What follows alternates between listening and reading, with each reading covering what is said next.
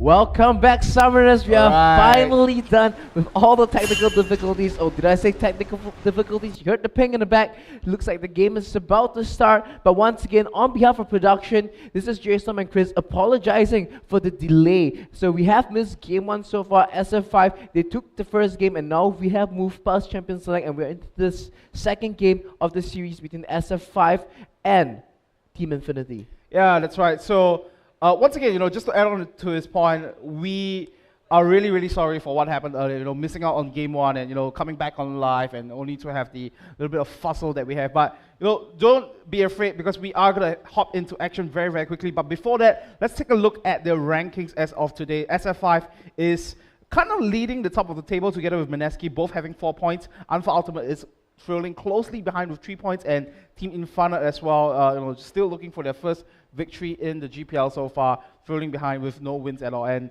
of course, this was for yesterday's matchup. Kind of a quick review here. It was a 2-0 for Saigon Jokers, and for Hanoi Fulus as well, it was a 2-0 straight up for them as well. So in that sense, they will be progressing on to the next stage of the brackets with a much more comfortable fashion. It breaks my heart to see the Fat Rabbits lose, but in today's matchups, we will be seeing Team Infinite going up against SF5. SF5 has already taken the first game of this series, and the more important match of the night will be Mineski going up against Alpha Ultimate to decide who may finish second or perhaps even be tied for first in the group. That's right. So just like J-Star mentioned, we have already saw game 1 go underway. That was Saigon Fantastic 5 picking up the victory, and we'll be hopping into game number 2 very, very shortly as well. So we'll get that feed up to you as soon as it is available. And here we go right now. We missed the pick and ban phase as well. Very sorry about that. Invade coming in. Right, very sneaky. It's going to be an invade coming in from SF5 as well. So first taking a lot of damage from the broadcast. And here we go now. It is going to be first blood now drawn by Azizi over here, and they are going to chase down onto Opa as well. Jinky is going to finish off the ground camp. 2 flashes being burned, by end of the day, that was first blood going over to SF5, and they will take away the blue buff from Infinite as well. Very aggressive moves coming in from the Saigon Fantastic 5. They really have it against the opponent, and this is the thing, you have to be careful as people start to figure out the shenanigans you can pull off in the level 1 phase of the game. And we see SF5 executing these tactics really well. In fact, you're not even going back to bot lane anymore, sending all the members up into their own side of the jungle. That's right. We apologize to the viewers that we're jumping straight into the game right here, but just a quick overall picture of what's going on right now. If you look at it, SF5 has decided to go for a lane swap right here. Minus is up in the top lane, coming by himself. Then we do see Yushin as well as Jinky, and even from Azizi as well, just roaming around the lanes. And that's where we saw the 4-man collapse down onto the blue side jungle of Team Infinite, and then taking away their blue buff as a result of that as well. So very nice level 1 movements coming through from the Saigon Fantastic 5 squad. So we are seeing a lane swap come into effect here, but before we talk about the lane swap, let's try to break down both teams' compositions. On the side of SF5, they have a split composition with the Leona as support, Lucian as marksman, Syndra in the mid lane, Lee Sin in the jungle, and Lissandra in the top lane. And on the side of Team Infinity, Nar in the top lane, Jarvan as the jungler, Kassadin in the mid lane, and the Astro Nami bot lane. That's right. So in a sense, we kind of missed out on the pick and ban phase, but if you look at the overall team comp that Saigon Fantastic 5 have kind of drawn up for themselves, they have a lot of burst damage coming through from Lissandra as well as the Syndra. And if you look at it, a lot of initiation tools as well from the Solar Flare, and coming in from either the stun from Optimus or from Azizi. If Lissandra can just go into range, freeze everyone out, and that's how they're gonna start a team fight. Whereas for Team Infinite, not too sure what happened in game number 1, but if you look at it, they have a lot of team fighting capabilities from the Gnar, from the Jarvan, and they do have the late game scaling Kassadin to have some sort of assurance as well.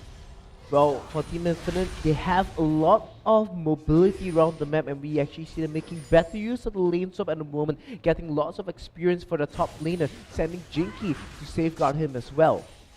Yep, that's right, and we are at a stage actually where we see Mina's just farming up by himself very, very comfortably up in the top lane. No pressure whatsoever, and that's the reason why he's 1 level up against Opa as well. And if you look at it all, even in the mid lane, Optimus is going extremely aggressive against his counterpart right here. So in the sense, trying to maintain that lane dominance before that level 6 hits, and that's where Caxton can start to be a bit difficult to deal with. Here's the thing here, as a Caston or anyone who goes for a flask in the early stages of the game, you want to be trading your health for your opponent's mana. But Optimus played the matchup extremely well. He knows that that's Caston's aim, and what he does is he does most of the damage through the form of auto attacks rather than repeatedly spamming spells down onto Frosty. So that allows him to burn through his consumables, and when Frosty runs out those consumables, he might try to go for a kill. But Shuri as well as the Nami come in for a gank. Right, that's right there. In fact, Optimus should be quite safe now at this point in time, man.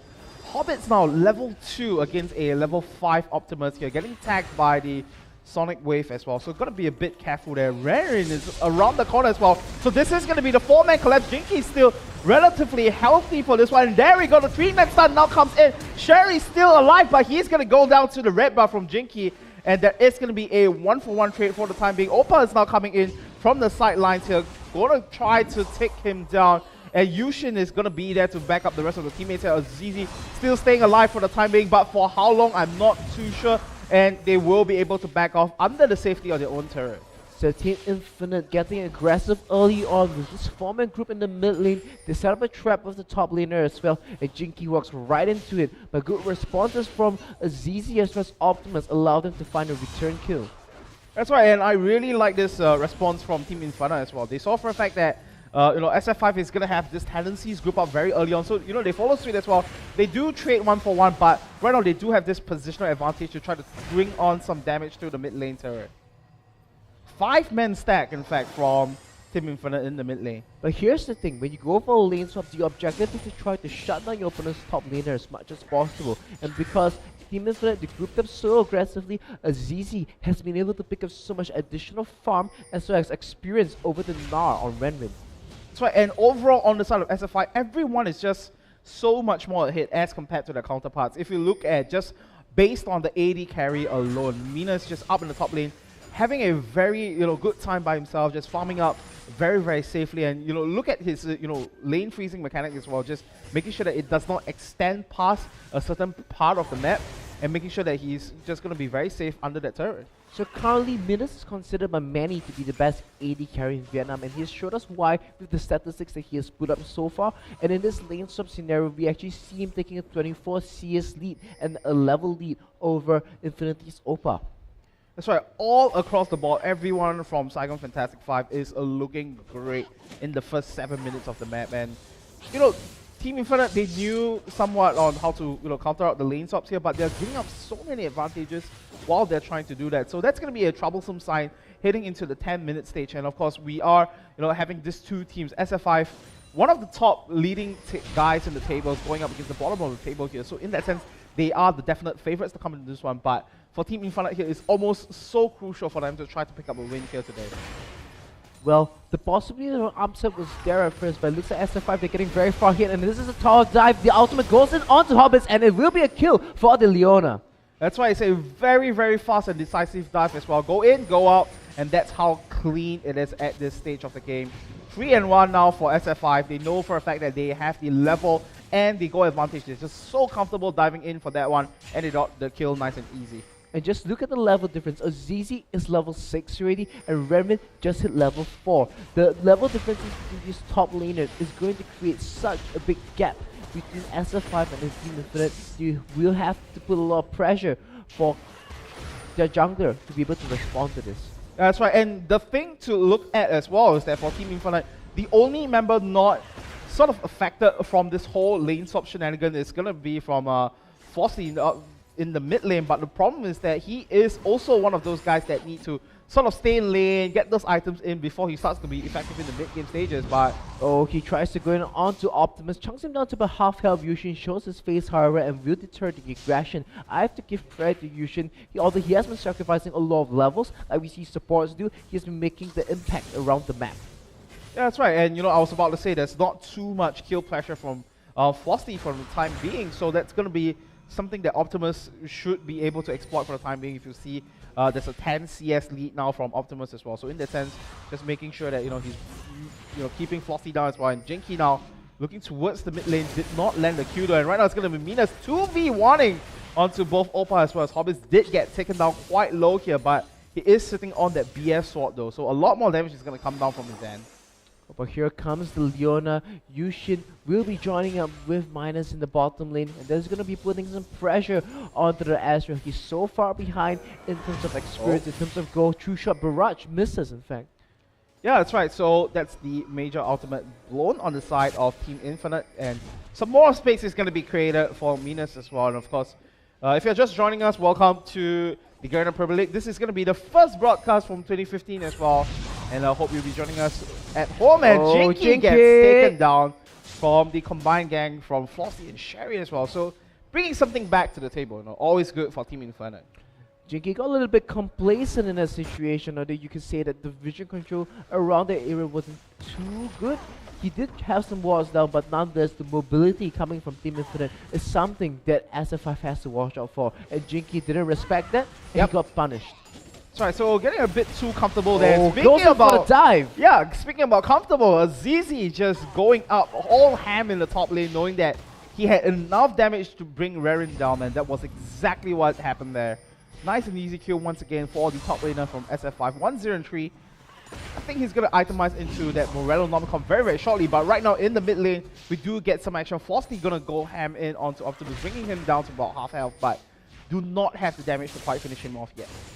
Now, going back to this top lane between Azizi as well as Renrin, just look at the CS difference right now. Oh, maybe can't get the mid lane. That's why the Cataclysm comes through as well. They are going to go in onto Flossie. Does get the kill. Optimus still surviving by the skin of his team, and a nice shield from Jinky is going to keep his mid laner alive for a little bit longer. And right now, Hobbit's going to be the next one to be collapsed down onto, getting stunned in by Leona as well. Let's see who gets the kill here. It is going to be going over to Jinky right here. So 3 more kills being secure on the side of SF5 here, and with now Minas joining up with the rest of the team, they are going to take down the first dragon of the game. Lightning fast around the map. SF5's rotations have been spot on thus far. At the moment they see an opportunity, they just pick up the dragon, and there should be dragon number 1 for the Saigon Fantastic 5 at 12 minutes and 8 seconds. That's right, a very, very surefire way to start things off from Saigon Fantastic 5.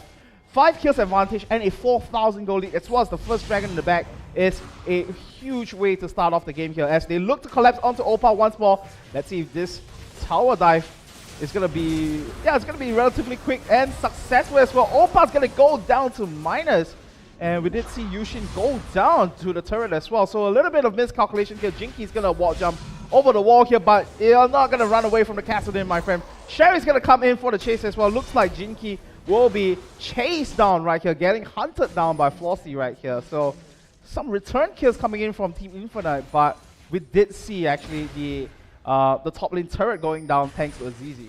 That felt like a rather poor mistake coming in from Jinky, going in unnecessarily aggressively. Now once again Azizi completely bullying out Renrin. But Jinky, he has been very aggressive, he has been making plays, but he needs to watch and check his own aggression. Optimus finds Renrin. Oh, look at how quickly he just melted down to Optimus there. And that's the that's the sort of thing that we're talking about. Level advantages, item advantages as well. Right now Optimus is full level up against Renrin at this point, and there's no magic resist on the side of this Nara player as well. So in a sense, it's so difficult to try to dodge out of that burst damage, and it is going to be both Optimus as well as Azizi pushing up in the top lane. These two players are the most strongest players on the side of SF5. Of course, Minas is up by levels as well. So in that sense, a lot of pure raw strength getting dedicated up in the top lane. Definitely indeed, and Minus on the Lucian, he went for the average blade early, which is going to give him a much earlier power spike in terms of completing the Yomus as well. It's going to accelerate by about 2 minutes, which means that he's going to hit his second core item, I believe, at about 21 minutes. Right, SF5 here, knowing for the fact that they are ahead in this gameplay here, looking to end this game rather quick and easy here to try to smother out Team Infinite here. We saw how deep they were in terms of their positioning in the jungle of Team Infinite here. They're going to try to catch out Opa right here. Where is the kickback? He kicks Opa away from the rest of the team. A very nice 3-man stun up, and the solar flare layered that with the frozen tomb as well. That is the double kill going over to Optimus at this stage, and a huge gameplay here from SF5 here is going to wipe out 3 of the members from Team Infinite, and they will now take the second turret in the mid lane as well. 3 men down, and SF5 is still pushing on. They might get a turret over here. Extremely decisive play coming from Azizi as well as Yushin, just layering the outputs on top of one another. Team Infinite, they definitely did not respect the power spikes coming from SF5, and it is your turn to get punished. extremely quick demolition of the structures here from Team SF5, taking away the mid lane inhibitor turret as well. That's a huge deficit to try to play back from, and Team Infinite down by about 10,000 gold, 11,000 gold at the 15-minute stage. At this point of time, Team Infinite, SF5, they made them look like complete bronzies at this point of time, completely dominating them. Jinky is on the run over here. He's getting hit up by the slow, but it is a 10,000 goal lead At the 15-minute stage. Yeah, exactly. So I'm not going to call the game, but I'm just going to say that Team Infinite looks... I'm not too sure what's their comeback strategy for this one, but at least they're grouping up in the mid lane, try to take some objectives back, get some gold back on the table here, and they will in fact take out the mid lane turret away from SF5, but that's 6 turrets to 1. This is how you play against a Cassid or scaling composition. Just group up early, group up aggressively, and force your earlier power spikes against them. SF5 has done a fantastic job of doing that, and now we see them 10,000 gold locate at the 15-minute mark. A very impressive job indeed. CSDs across the board and using the lane swap to get level advantages as well. Yeah, and I was about to bring out that point as well. In that sense, we saw Team Infinite, they were trying to sort of match up to that shenanigans that SF5 had when we saw the first blood come through as well, when 4 men grouped up at the Grom camp area for Team Infinite. But the problem is that they did not execute it as well as Saigon Fantastic 5. That's why they lost out so much in terms of their experience, in terms of goal, and that's how SF5 has been always ready and steady, finding those kills.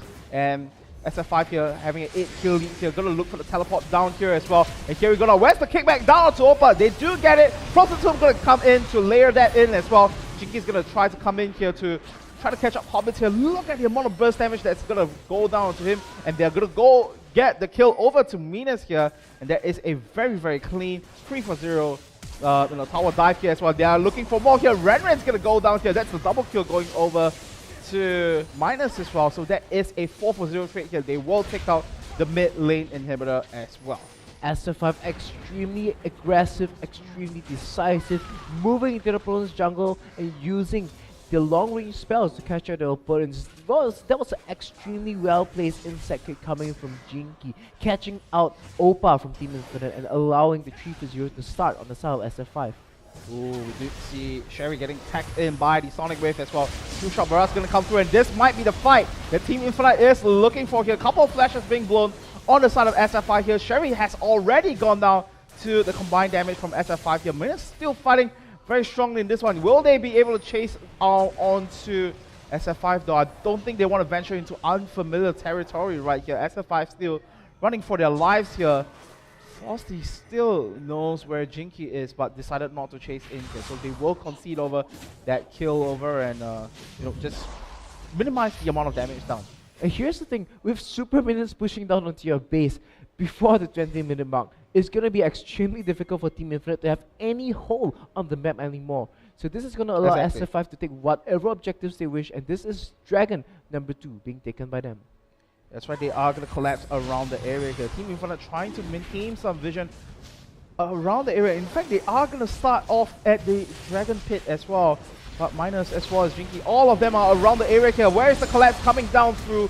And Sherry's going to rush out of there. Optimus has already picked up a kill onto Hobbits, and at the same time, ZZ picks up yet another kill with the Frozen Shard and the Frozen Tomb. That's going to secure the double kill for me. SF5 just rolling all over Team Infinite, and that is the ace. Looking for the quick work and the quick finish as well at the 19-minute stage. They do have the super minions pushing in onto the mid lane. The respawn timers are relatively low on the side of Team Infinite. I don't know whether they can end the game here, but they surely can take down at least the Nexus turret.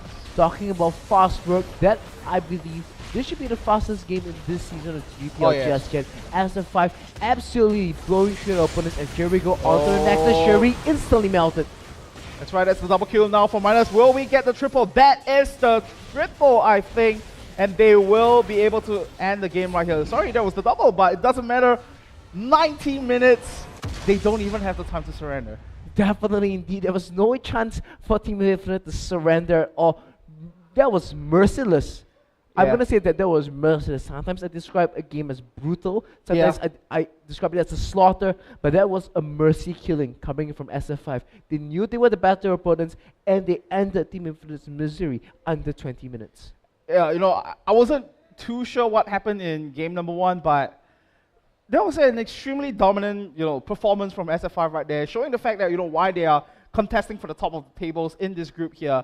And for Team Infinite here, I was saying that, they are the ones that desperately need a win at the end of today, but unfortunately for them, they were unable to do so. And, with that, hopefully they can do better in the next set of matchups. So SF5, they take the series 2-0.